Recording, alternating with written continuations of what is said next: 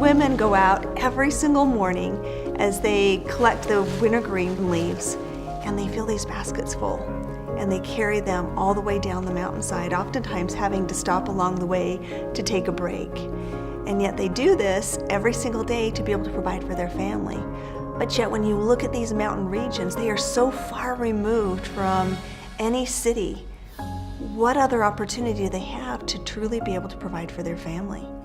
They don't. And now we come in with an opportunity that provides them with the means they need to create that income. रमाइलो लाग्छ रमाइलो लाग्छ एक दुई पैसा आउँछ बच्चा बच्चीले पढाउनु पर्यो यता कपी कलम किन्नु पर्यो त्यस्तै यो 5 बजे हिँड्दाखेरि हामी कहिले 12 बजे पुग्छु कहिले 1 बजे त्यो पैसा त अब भुराले कापी ल्याऊ भन्दा कलम किन्नु भन्दा पढाउँदा अब कहिले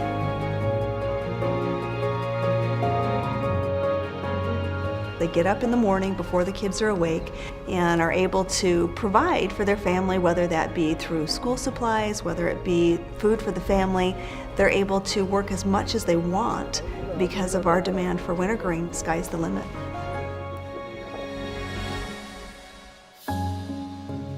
This new wintergreen essential oil is exciting for a lot of different reasons, one of which is a new species for doTERRA, dōTERRA fragrantissima. The aroma is very different than what we are accustomed to with wintergreen essential oil, while at the same time we maintain all of the wonderful chemistry and benefits. One of the challenges with wintergreen essential oil is to make sure that the oil is not synthetic. And while doTERRA does a tremendous amount of testing that has become more and more sophisticated, we also have the advantage of working directly with the source. We're intimately involved from the very beginning all the way through the end process when we provide this beautiful essential oil.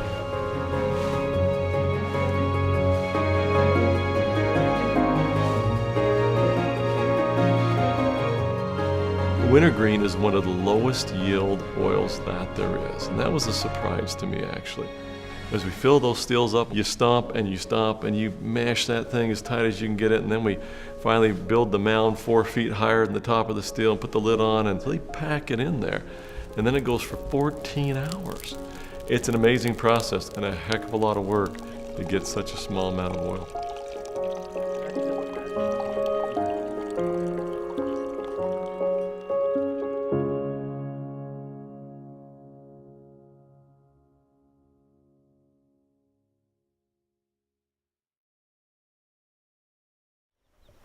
It's been about a year we started working in these villages. Most of their livelihood depends on cultivating these smaller terraces. But we found out a local resource called Wintergreen, and we are so happy that doTERRA has come to partner with us in purchasing what they can produce. And that gives them extra resources to sustain their family in these villages.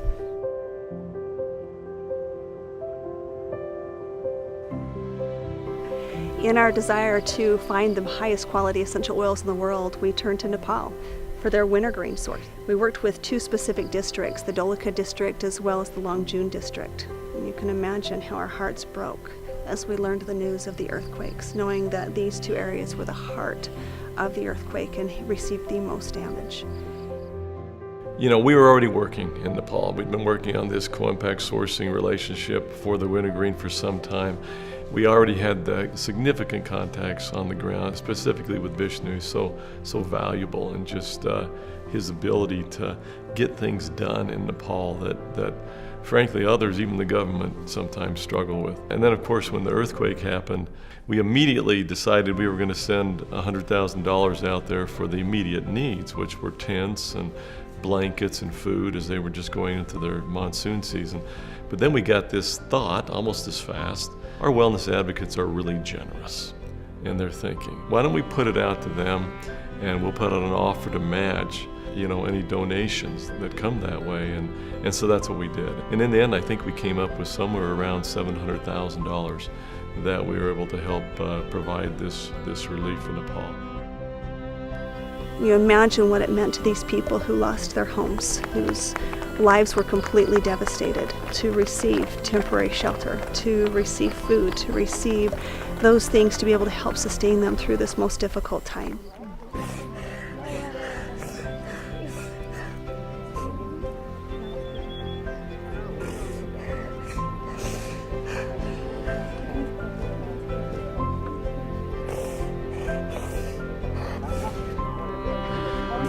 To actually be there and physically see that devastation, to see homes destroyed, to see family and children living under tents just trying to stay dry. It really changed my perspective. And as we were able to meet some of the people that we provided the temporary housing for, Hawa is one that just amazed me. I think of myself in that situation and how I would have responded. I think I would have been devastated. Yet she was so resilient. She was so happy and so grateful. She just kept giving us thanks for the home that she had. Even though it was a small home, she was so grateful.